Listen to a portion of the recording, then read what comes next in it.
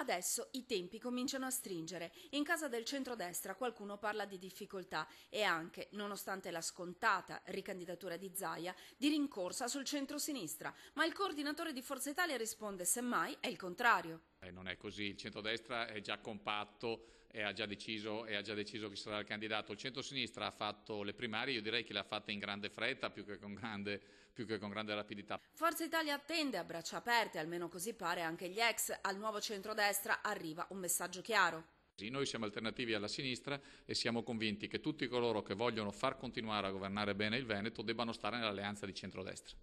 Sembra aver capito bene l'NCD che in realtà con Luca Zaia già si siede fianco a fianco nei palazzi veneziani. Noi siamo per parte nostra determinati e determinanti, quindi siamo sereni. Credo che Forza Italia abbia molto da guardare in casa propria. Tra i possibili alleati c'è sicuramente l'UDC che si prenderà il tempo per valutare i programmi dei contendenti e per pesarne la congruità con gli ideali dei moderati, ma non esclude nemmeno di presentarsi in solitaria.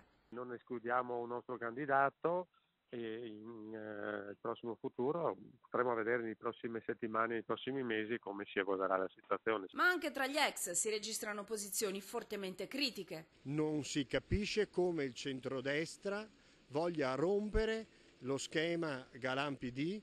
Ed ecco la vera sfida nella sfida per il centrodestra, sapersi rinnovare, saper dare delle risposte finora non date. Non basta la sommatoria di partiti stile 1994, bisogna inventare formule nuove di rappresentanza, piattaforme civiche popolari e liberali.